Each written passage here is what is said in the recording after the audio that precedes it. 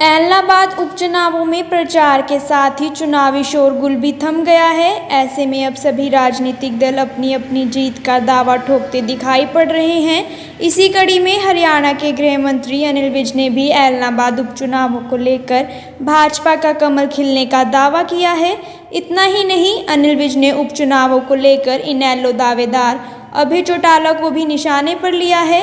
अनिल विज ने दावा किया कि एलनाबाद में शर्तिया तौर पर भाजपा चुनाव जीतेगी और वहां जो अन्य पार्टियां खुद को किसान हितैषी बता रही हैं, उन्होंने अपने अपने समय में किसानों पर गोलियां तक चलवाई हैं, जबकि भाजपा 11 महीने से किसानों के आंदोलन के साथ संयम से निपट रही है।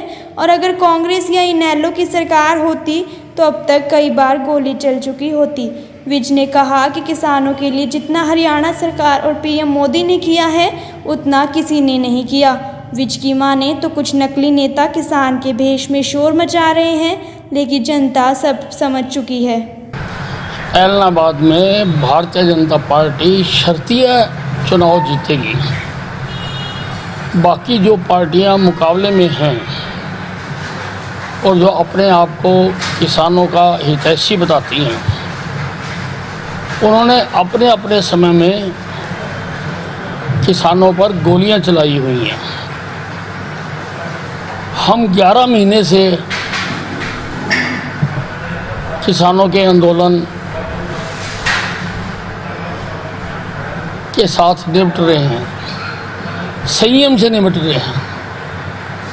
अगर इन पार्टियों की सरकार होती, कांग्रेस की या इनेलो की होती, तो अब तक कई बार गोली चल चुकी होती है। और किसानों के लिए जितना प्रधानमंत्री नरेंद्र मोदी जी ने किया है, जितना हरियाणा की सरकार ने किया है, उतना आज तक किसी ने नहीं किया। लोग इस सच्चाई को जानते हैं।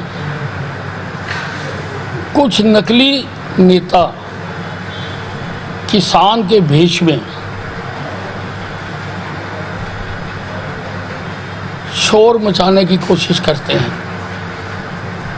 लेकिन जनता हकीकत समझ चुकी है। अभय चौटाला ने हाल ही में अपने एक बयान में दावा किया कि अगर किसान चाहेंगे तो वो शपथ नहीं लेंगे। इस बात को लेकर भी विज ने अभय चौटाला को निशाने पर लिया। अनिल विज ने कहा कि यह कोई गिल्ली डंडे का खेल नहीं कि जब चाहे इस्तीफा दे दो, जब चाहे चुनाव लड़ लो। यह प्रजातंत्र का मजाक है। विज ने अभय चौटाला को नसीहत देते हुए कहा कि प्रजातंत्र का मजाक मत बनाएं। नहीं, ये कोई गुल्ली डंडे का खेल हो गया। जब मर्जी इस्तीफा दे दो, जब मर्जी चुनाव लड़ लो। ये तो प्रजातंत्र का मजाक हो गया, लोगों के साथ खिलवाड़ हो गया।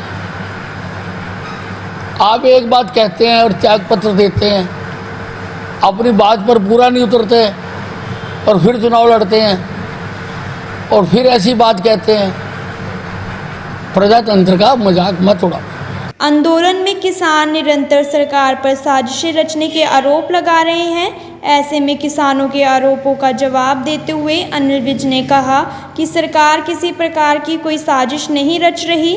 विज ने कहा कि सिंघू बॉर्डर पर पूरी तरह किसानों का कब्जा है और सरकार किसानों के साथ बातचीत ज़रूर कर रही है ताकि लोगों के आने जाने का रास्ता खुल सके। इस सरकार तो कुछ भी नहीं कर रही। उसमें सिंधु बॉर्डर पर तो पूरी तरह से किसानों ने कब्जा किया हुआ।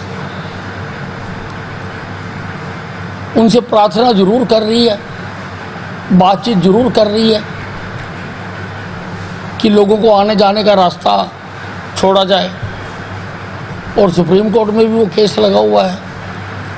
इस नाते बातचीत का दौर जरूर चल रहा है।